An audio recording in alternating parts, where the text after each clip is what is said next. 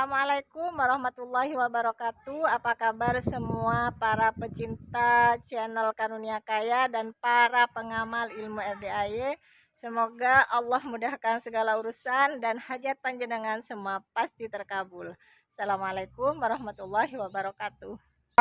Sekian triliun bakmi JM tuh Pak dari tahun 60-an Pak. Masih gerobak dulu di di Jalan Gajah Mada bakmi JM. Enak gak? Bakmi JM jempol 2. Nggak ada bakmi.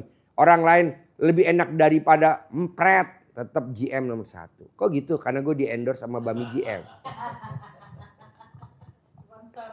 Sponsornya bakmi JM. Sponsornya RDAY bakmi JM. Nah gue hampir tiap hari bakmi JM gratis. Mau bayar nggak boleh. Ya udah gue endorse deh bakmi JM. Maaf nih, sekedar minta pendapat nih. Ya.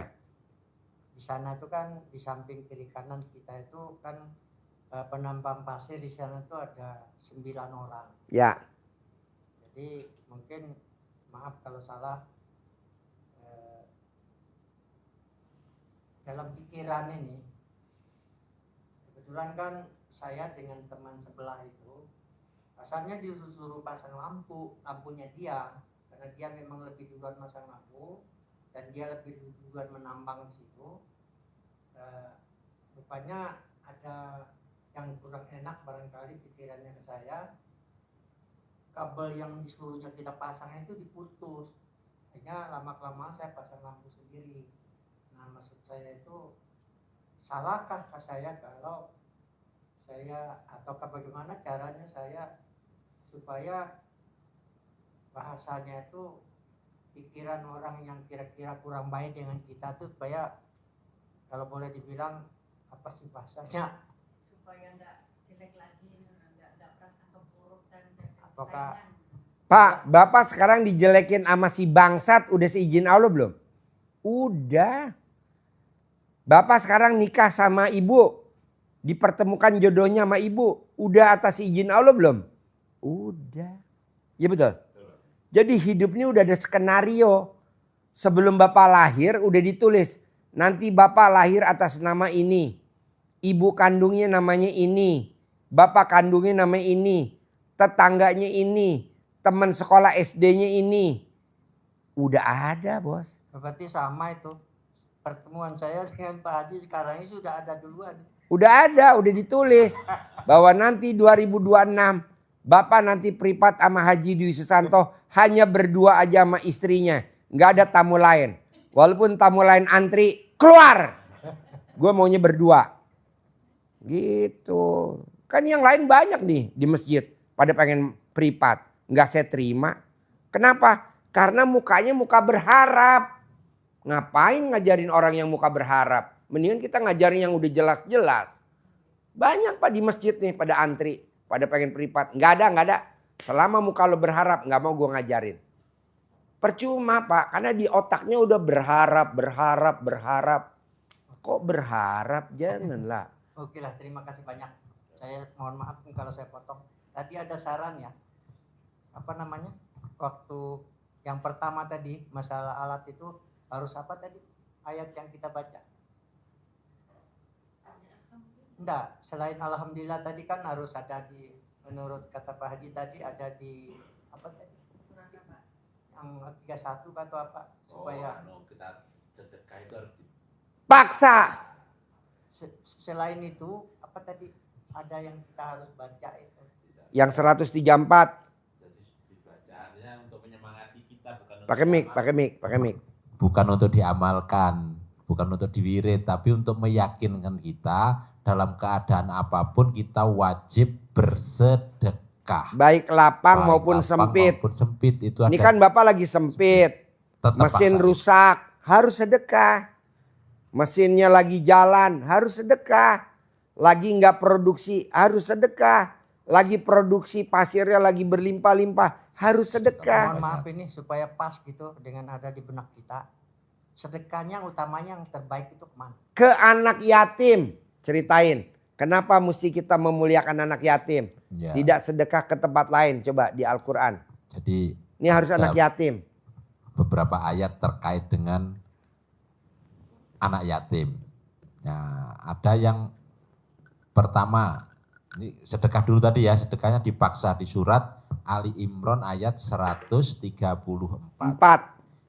Innallaha, nah gitu. Innalladzina yunfikuna fis-sarra'i wad-dharra'i.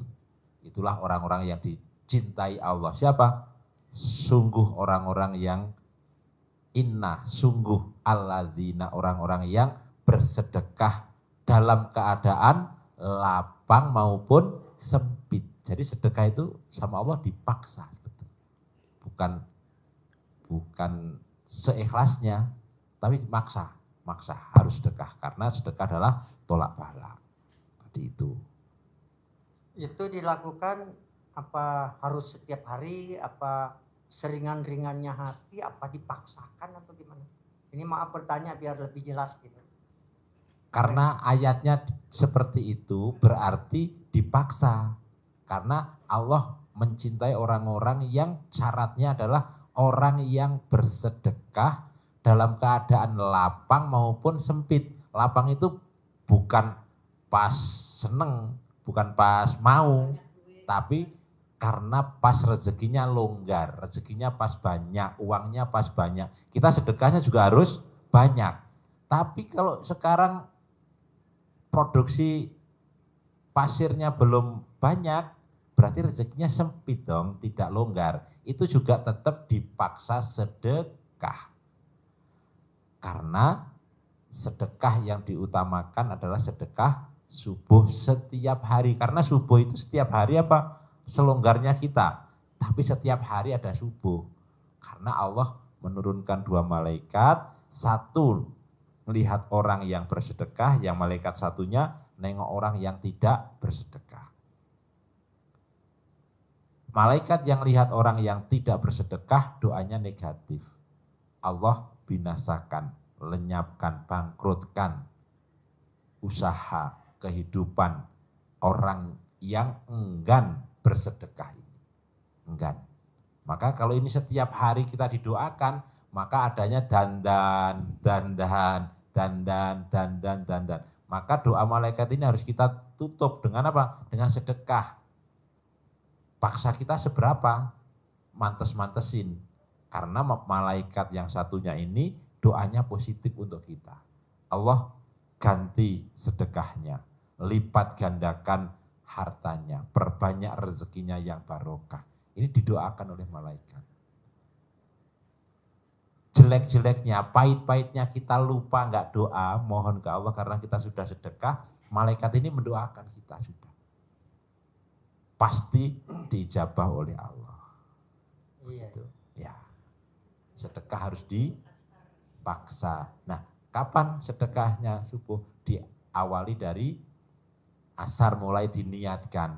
Seperti kita Lebaran Idul Fitri kemarin, sholat Idul Fitrinya pagi hari jam 7, kita bayar zakat fitrahnya sudah mulai sore, sudah ke panitia, sudah mulai dibagi-bagikan. Walaupun perintahnya zakat fitrah itu sebelum sholat Idul Fitri. Tapi kalau yang sudah saya lakukan beberapa lama ini, ya sebelum sholat subuh itu, waktu sholat fajar itu sudah terbiasa. Fajar. Tapi mendengar katanya istri cerita, itu bagusnya di awal waktu diniatkan untuk sedekah subuh.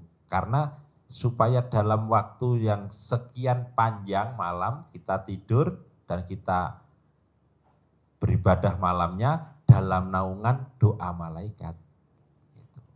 Nah, kemana sedekahnya? Orang yang rezekinya luas, ngucapnya Rabbi akroman, Allah memuliakanku. Orang yang rezekinya sempit, ngucapnya Rabbi ahanan, Allah lagi menghinakanku, lagi merendahkanku. Berarti Allah tidak adil dong. Ada yang dimuliakan, ada yang tidak dimuliakan. Diterangkan oleh Allah di ayat berikutnya.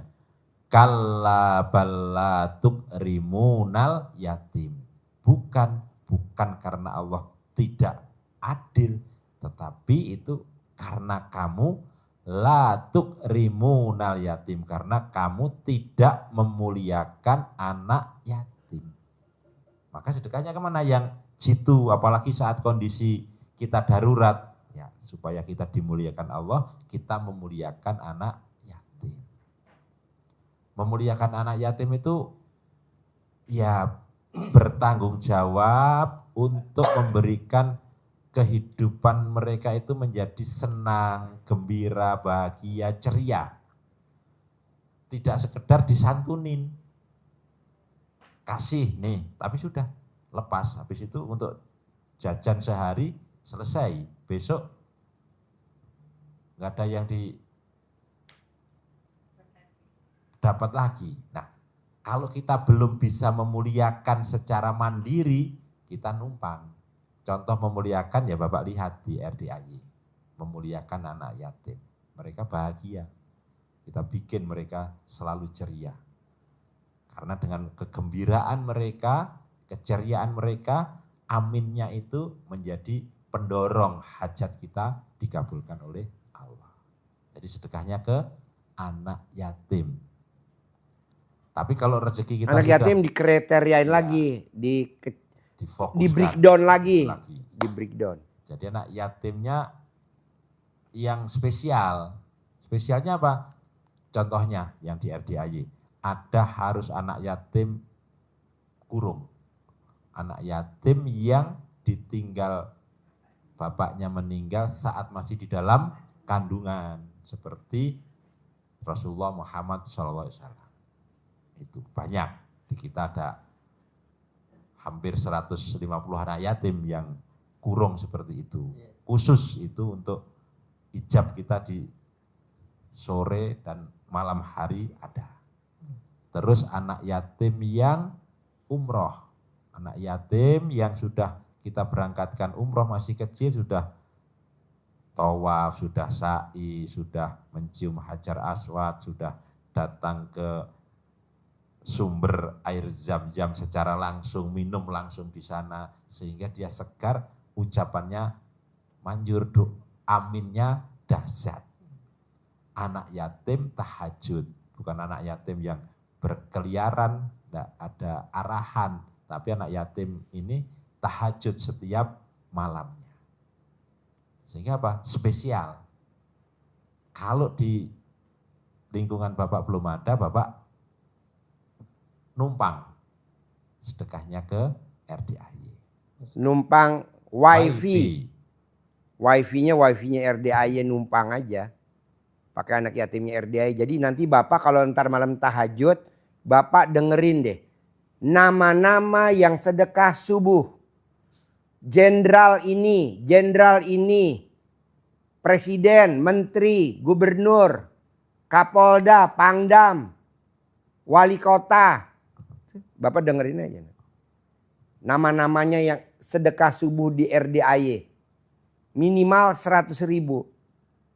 Nanti disebutin, ada yang nama-namanya. Jadi Bapak ikut di sini. Transfer. Maksa, harus maksa. Ada artis, Vena Melinda, Billy Saputra, Olga Saputra, almarhum. Ada siapa lagi? Seminggu sekali. Boleh buat di muka.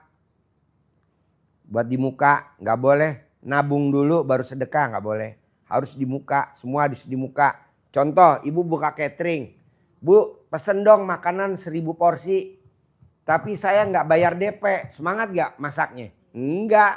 Enggak, umpama gini, sekarang umpama lah, itu taruh di sini 500.000. Ya, buat di muka. Oke, buat dibuka. Terus minggu depan baru transfer lagi. Ya, buat di muka. Kayak orang usaha aja. Usaha kalau di DP-in semangat gak? Semangat. Allah kita DP-in kira-kira semangat gak Allah? Semangat. Kita kebanyakan sama Allah nazar. Nanti kalau ekskavatornya jalan, saya mau sedekah subuh. Empret. Nggak ada loh. Oke, terima kasih. Sebelum ekskavatornya jalan, udah sedekah dulu. Nanti kalau saya jadi presiden, baru sedekah subuh di RDAY. Empret. Nggak bakal lo jadi presiden. Yang ada lo jadi presiden taksi ya. Jadi presiden taksi tau gak? Udah gak ada, udah bangkrut. Janganlah. Saya sedekah buat 7 hari di muka. Saya sedekah buat 5 hari di muka. Saya sedekah untuk 30 hari di muka, sebulan di muka. Jadi namanya gak turun-turun, di situ aja. Rudi Nanggulangi. Rudi Luhur. Itu. Jadi kita sedekah di muka. Kebanyakan kita kan sedekahnya nanti kalau usaha saya jalan pasti saya sedekah. Pret. Disemayani.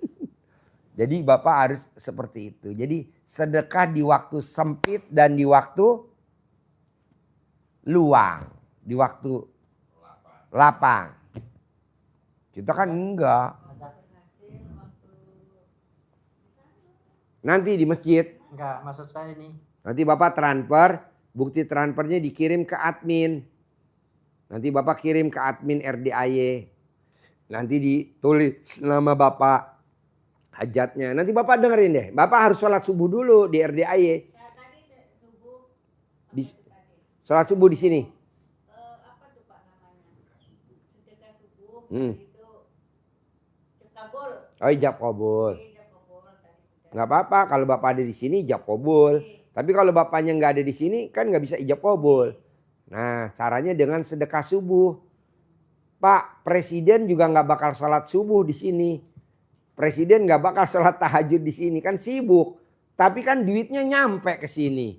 Menteri nyampe, gubernur nyampe, kapolda nyampe, pangdam nyampe. Duitnya aja yang nyampe, orangnya ngapain nyampe ya?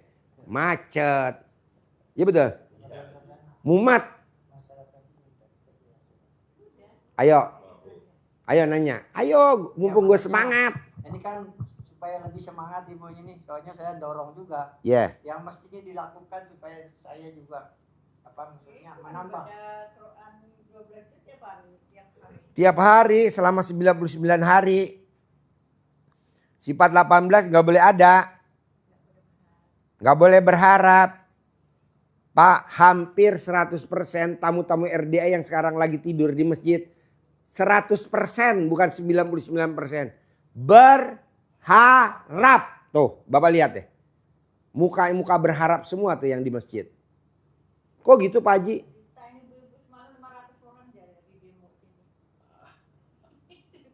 Apa? Ada nenek-nenek semalam penuh di sini minta HR. Iya, minta THR. Karyawan bukan, kenal juga enggak, minta THR. Siapa lu? Iya. Enggak sekolah minta ijazah. Ujian belum. Betul. Itu waras. Ini enggak pada waras yang di masjid nih.